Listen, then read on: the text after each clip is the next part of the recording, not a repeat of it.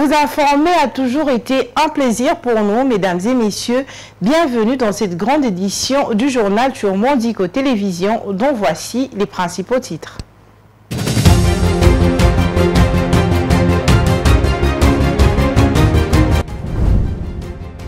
Ouverture le dimanche 21 juillet 2024 du séminaire à l'intention des membres du gouvernement. Face à ces derniers, le président de la République, Félix Tshisekedi, a souligné l'importance de l'unité de la collaboration étroite pour concrétiser les promesses faites au peuple congolais en vue de l'émergence de la République démocratique du Congo. Une réunion de crise a été organisée dimanche par Jean-Claude Chilumbai, premier vice-président de l'Assemblée nationale. Il a été décidé la mise en place d'une commission de bons offices pour désamorcer la bombe. Le ministre d'État chargé de la Justice et garde des Sceaux, Constant Mutamba, a pris une batterie de mesures qui vient s'ajouter aux résolutions des travaux de la commission multisectorielle culte et association chargée de l'assainissement, la régulation et la structuration du cadre de fonctionnement des ASBL du 5 juillet 2024. Dans sa circulaire du samedi 20 juillet, Constant Mutamba interdit l'installation d'une association confessionnelle dans un rayon de 500 mètres par rapport à une autre.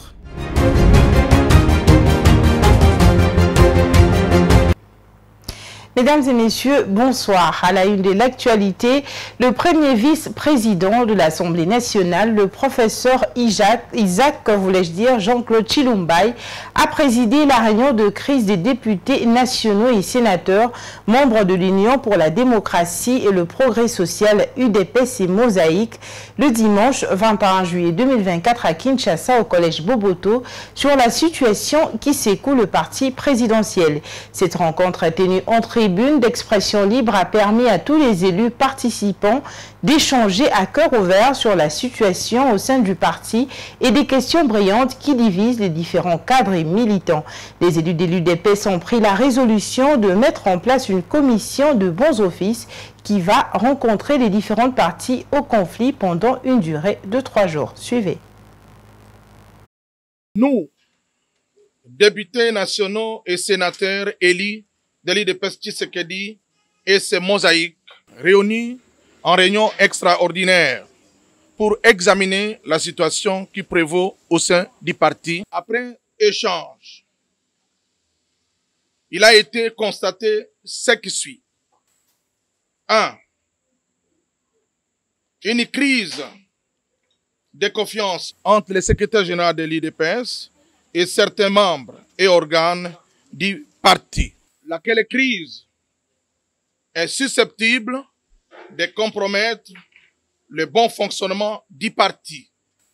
En ce moment où notre pays fait face à une guerre d'agression imposée par les Rwandais avec ses marionnettes d'M23.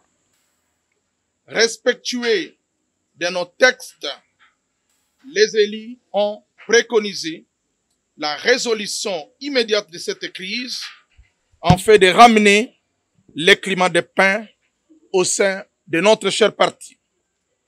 Pour ce faire, il a été décidé ce qui suit. 1. La mise en place d'une commission de bons offices devra rencontrer les partis en conflit et c'est pour une durée de 3 jours. 2. Préparer les conditions de la tenue de la convention démocratique du parti dans les brefs délais. 3. Demander aux partis en conflit de s'abstenir de mener la guerre médiatique qui risquerait de compromettre la vie de nos compatriotes. Fête à Kinshasa le 21 juillet 2024. Nous vous remercions. Et ouverture du séminaire à l'intention des membres du gouvernement de la République démocratique du Congo depuis le dimanche 21 juillet 2024 à Kinshasa. C'est le président de la République, Félix Antoine Tshisekedi Tshilombo, qui a procédé au lancement des travaux de ce séminaire gouvernemental au Palais de la Nation, axé sur le thème scellé, le pacte d'engagement citoyen pour la cohésion et la solidarité gouvernementale. Ces séminaires visent le renforcement de capacités de membres du gouvernement souminois. Durant 3 jours, les ministres et vice-ministres vont apprendre une nouvelle approche de gestion basée sur la performance et les bonnes pratiques de la gouvernance publique. Suivez. Ce séminaire a pour but de renforcer notre cohésion et notre solidarité gouvernementale. Il s'agit de nous rappeler que, malgré les avancées déjà réalisées dans divers domaines, des défis considérables restent à surmonter. Nous devons nous attaquer avec engagement aux questions de développement, de gouvernance et de justice sociale. Nous devons travailler ensemble dans un esprit de coopération, d'efficacité et de transparence. La réussite de nos politiques publiques dépendra de notre capacité à collaborer de manière harmonieuse, à faire preuve de rigueur et à adopter une approche pragmatique dans la définition et l'implémentation de nos actions. Je vous invite donc à vous approprier pleinement les principes directeurs, les valeurs cardinales et les obligations qui régissent la fonction ministérielle et l'action gouvernementale. Votre rôle est crucial pour assurer une gouvernance efficace, efficiente et orientée vers les résultats. La solidarité gouvernementale, la discipline et l'adhésion sans faille au rôle de coordination de la Première ministre, chef du gouvernement, sont des éléments essentiels pour garantir le succès de votre action collective. Le présent séminaire s'inscrit dans cette démarche d'appropriation et de maîtrise des outils essentiels pour une meilleure exécution de vos tâches. Et de son côté, l'Ouganda a démenti son implication dans le mouvement du 23 mars. Les chargés d'affaires de l'Ouganda, Matata Twaha, l'a fait savoir à la vice-ministre des Affaires étrangères lors de leur entrevue le week-end dernier. Pour le diplomate ougandais, les Nations Unies qui accusent son pays, selon leur rapport paru le 8 juillet dernier, devraient d'abord leur remettre ce rapport au pays avant qu'il ne fuite. Suivez. Le rapport des Nations Unies, publié le 8 juillet dernier, met en cause l'Ouganda qui soutient les rebelles du 1-23 qui combattent les FARDC. Pour les chargés d'affaires de l'Ouganda en RDC qui a été convoqué par la vice-ministre des Affaires étrangères, ce rapport devrait d'abord parvenir à son pays officiellement. Le rapport du groupe d'experts de l'ONU a été rendu public, je pense le 8 de ce mois. We are waiting for the official communication. Nous attendons la communication officielle from the UN office. Des bureaux des Nations Unies. You all know what UN does. Vous savez tout ce que l'ONU fait. Instead of first giving the concerned countries the report. Avant, au lieu de remettre d'abord ce rapport aux pays cités, so that they can respond to those accusations. De manière à ce qu'ils puissent réagir à ces accusations. They just leak out some issues so that on observe souvent ils font fuiter ces rapports pour de manière à intoxiquer les rapports entre États. Which I think is very unnecessary. C'est que j'estime être contre-productif. As a Ugandan representative, en tant qu'émissaire ougandais, I will still insist. Je tiens à insister, souligner que l'ONU a disons, le devoir de nous transmettre officiellement de manière à ce que nous puissions répondre au contenu de ce rapport. Dans la foulée, le diplomate ougandais a démenti tout soutien de l'Ouganda aux rebelles du 1-23 qui sèment la terreur dans la partie est de la RDC. Pour lui, les relations bilatérales entre les deux pays sont au beau fixe. Well, it remains an allegation. Why would we support M23? C'est reste une allégation. Pourquoi devrions-nous soutenir la M23? Our position has been clear. Notre position a été claire. That in this East African community, et au sein de la communauté de l'Afrique de l'Est, nous devons travailler ensemble to flush all the negative pour forces éliminer toutes les forces négatives qui nous perturbent. That's why we are working together voilà with the DRC. Nous travaillons ensemble avec la RDC dans le cadre de l'opération de mutualisation Shuja. C'est même cela le principe qui guide, qui fonde nos relations. Nous ne pouvons pas d'une part travailler ensemble dans le cadre de l'opération Shuja, et puis de l'autre part travailler sur le dos de la RDC. Ça ne se passe pas ainsi. Depuis novembre 2021, les armées congolaises et ougandaises mènent une opération conjointe dénommée Shuja contre les ADF dans la région de Beni. Les révélations des experts de l'ONU ont nécessité une clarification de la position ougandaise, d'où cette convocation du chargé d'affaires de l'Ouganda en RDC. Et Constant Mutamba, ministre d'État chargé de la justice et garde-sceaux, a quant à lui pris plusieurs mesures qui viennent compléter les résolutions de la commission multisectorielle concernant l'assainissement, la régulation et la structuration du cadre de fonctionnement des ASBL du 5 juillet 2024.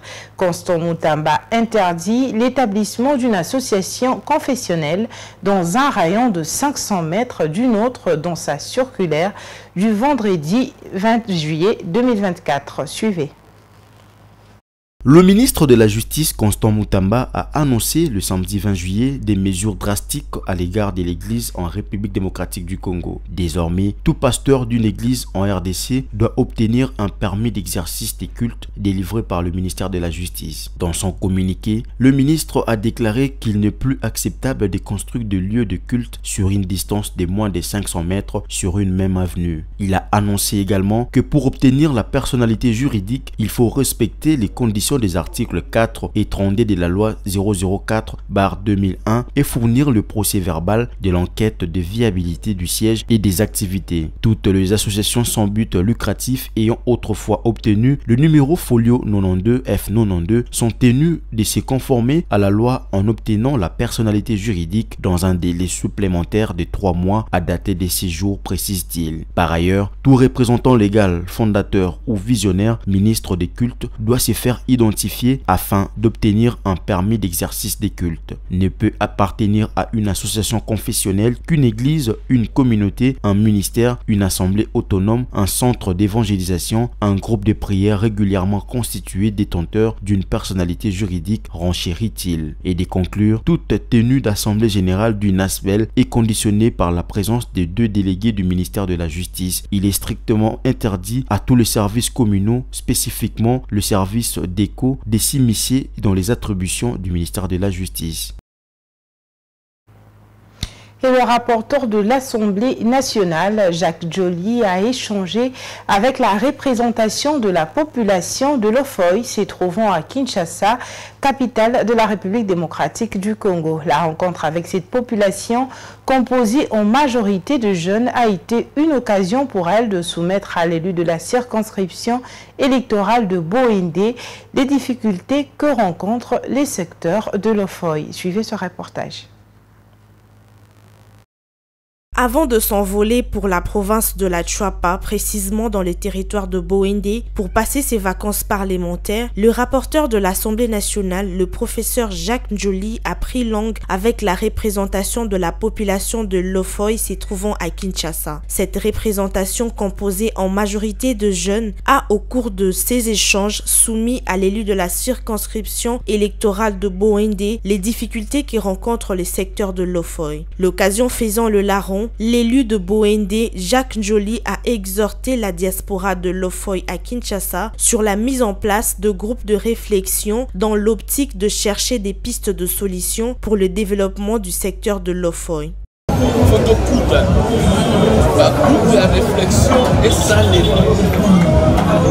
Groupe de pression et salé. Donc, nous avons la ministre de l'Industrie, il y a PME par financer, À ses interlocuteurs, les rapporteurs de la Chambre basse du Parlement, le professeur Jacques Joly, a dit être le représentant de tous les 4 secteurs que comptent les territoires de Boendé, son fief électoral, Boloa, Djera, Wini et les secteurs le plus peuplés de Lofoy.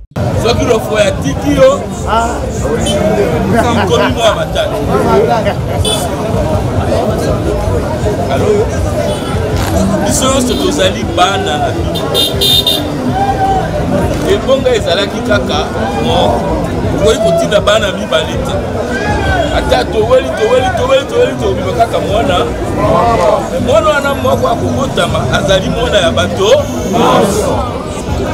donc nga nazali député ya jera te naza député ya bourgois te naza député ya militaire naza député kaka ya lofote naza député ya 4 secteur effort nabengaki bino lelo tokutana toyebana nayebisa bino totondaki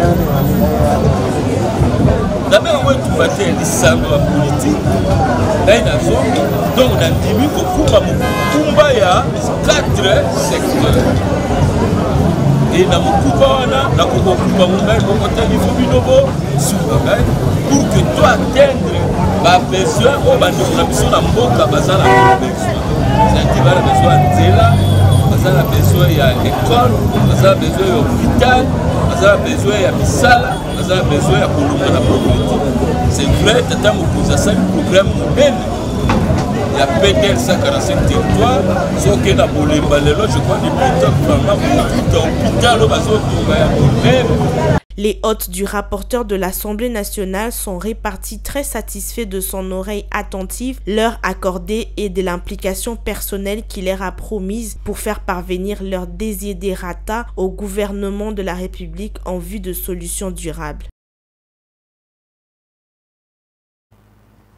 Et dans le reste de l'actualité, initié par le docteur Rachidi Kimpanga, le trophée Mwasi Yamotuya dans la catégorie entrepreneuriat a été décerné le samedi 20 juillet 2024 à Madame Julia Luonga Mamba, CEO de Mondico Holding. C'est au cours d'une cérémonie de remise des trophées organisée à Kinshasa, au cours de laquelle plusieurs autres récipiendaires ont pris part dans différentes catégories.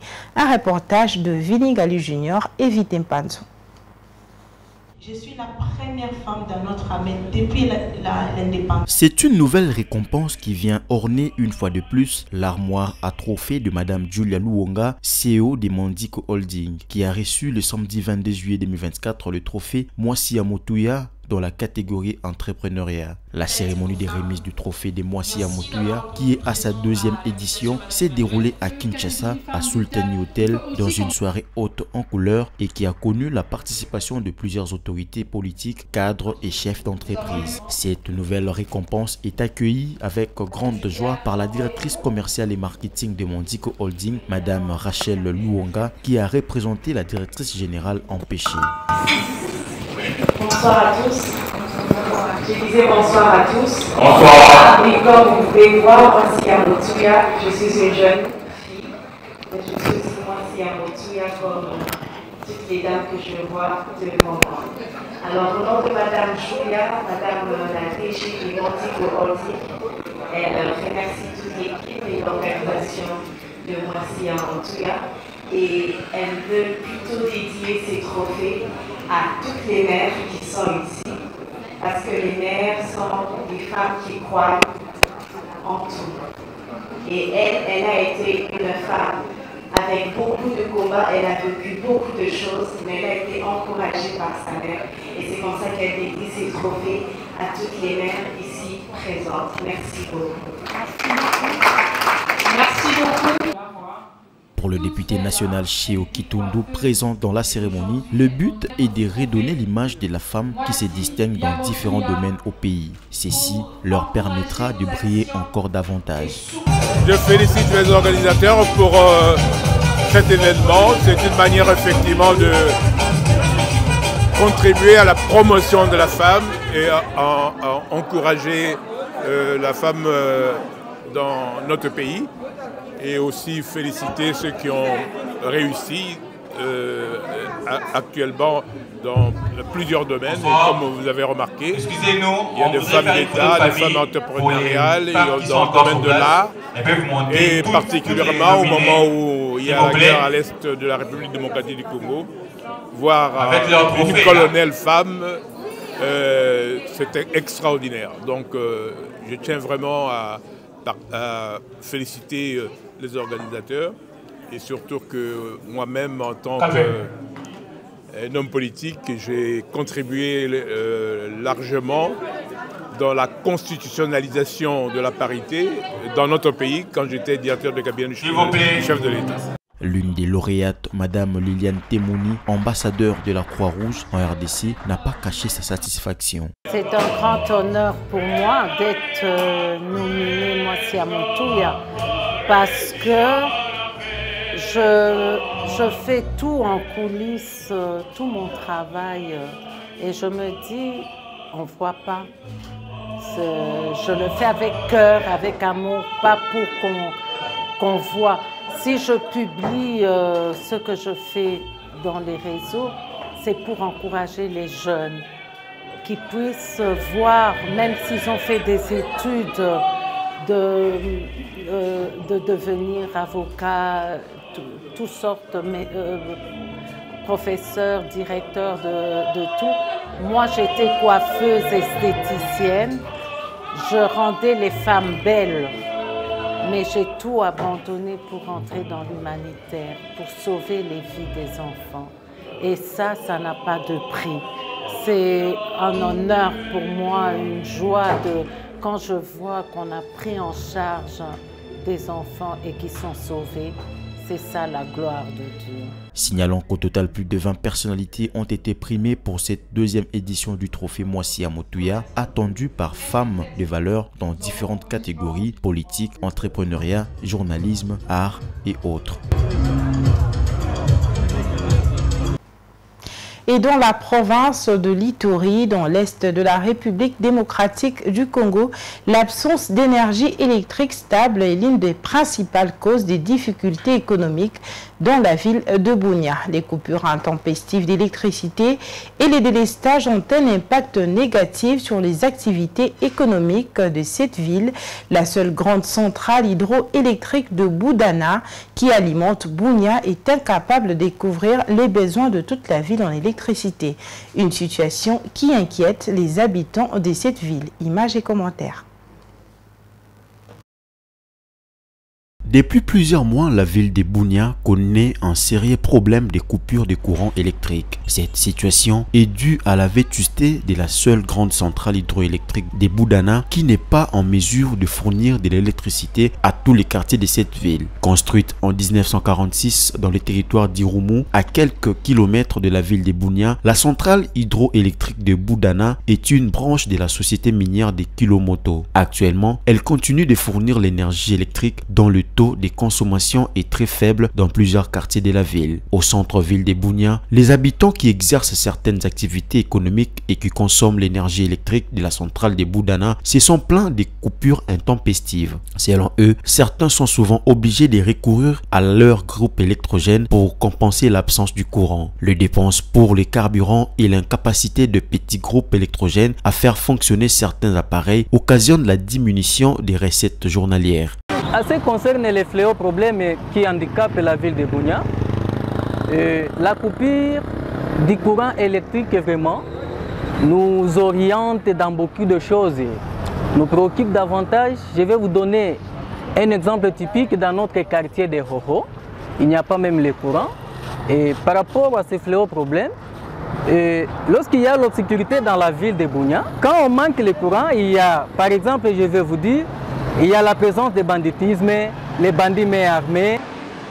Sarah est secrétaire dans un studio spécialisé en shooting photo et production vidéo des événements et impression d'autres articles dans la ville de Bunia. Chaque fois qu'il y a coupure des courants, elle allume les groupes électrogènes pour répondre aux besoins de leurs clients. Seul bémol, le carburant pour faire marcher les groupes électrogènes est une grosse dépense qui occasionne un manque à gagner pour leur business.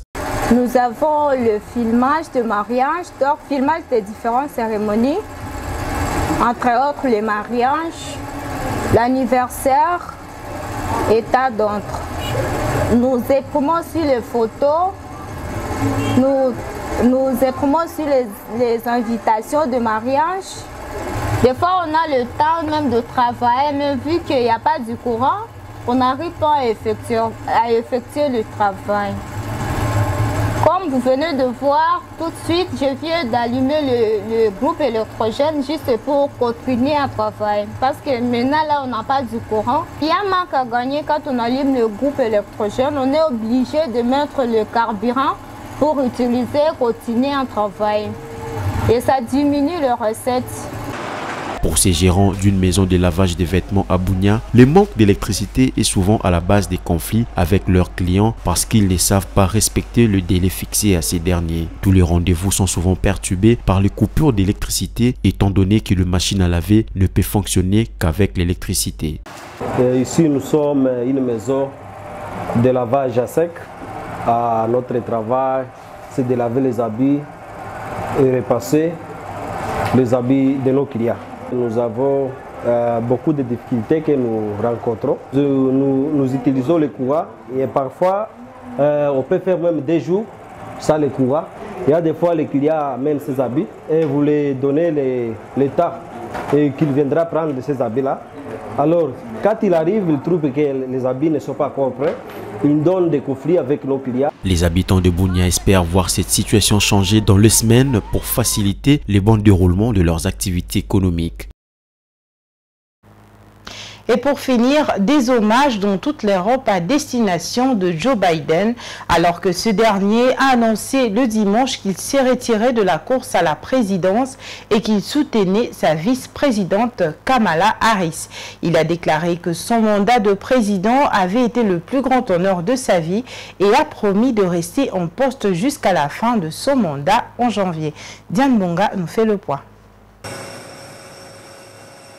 Côté réaction, le président ukrainien a remercié Joe Biden pour son soutien indéfectible au cours des 2 années qui ont suivi l'invasion russe. Nous serons toujours reconnaissants au président Biden pour son leadership, a-t-il déclaré, ajoutant « Nous respectons la décision difficile mais forte prise aujourd'hui ». En Pologne, le premier ministre Donald Tusk a félicité M. Biden pour sa décision difficile qui, selon lui, ont rendu la Pologne, l'Amérique et le monde plus sûrs. Il a également déclaré que la décision de se retirer de la course à la présidence était probablement la plus difficile que Joe Biden ait eu à prendre. Le tout nouveau premier ministre britannique Keir Starmer a déclaré qu'il respectait la décision du président Biden et je me réjouis de notre collaboration pendant le reste de sa présidence. Keir Starmer a ajouté qu'il savait que M. Biden avait pris sa décision en fonction de ce qu'il estime être le mieux pour le peuple américain. En Allemagne, le chancelier Olaf Scholz a qualifié M. Biden d'ami, ajoutant « Grâce à lui, la coopération transatlantique est étroite, l'OTAN est forte et les États-Unis sont pour nous un partenaire bon et fiable. » Et enfin, en Espagne, le chef du gouvernement Pedro Sánchez a souligné toute son admiration et sa reconnaissance pour la décision courageuse et digne du président, ajoutant que c'est un grand geste de la part d'un grand président qui a toujours lutté pour la démocratie et la liberté. À présent, place au rappel des titres.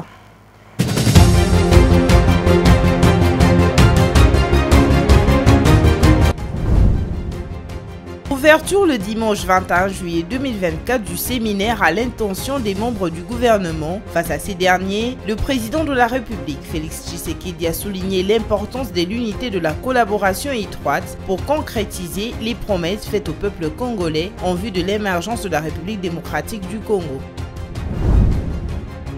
Une réunion de crise a été organisée dimanche par Jean-Claude Chilumbai, premier vice-président de l'Assemblée nationale. Il a été décidé la mise en place d'une commission de bons offices pour désamorcer la bombe.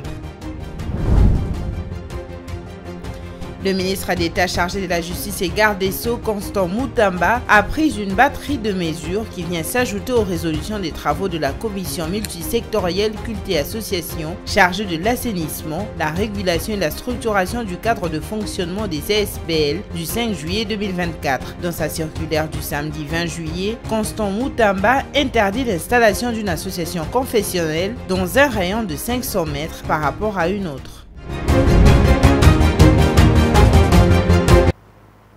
Ce journal est complètement terminé. Je vous retrouve demain à 19h et toujours avec le même plaisir.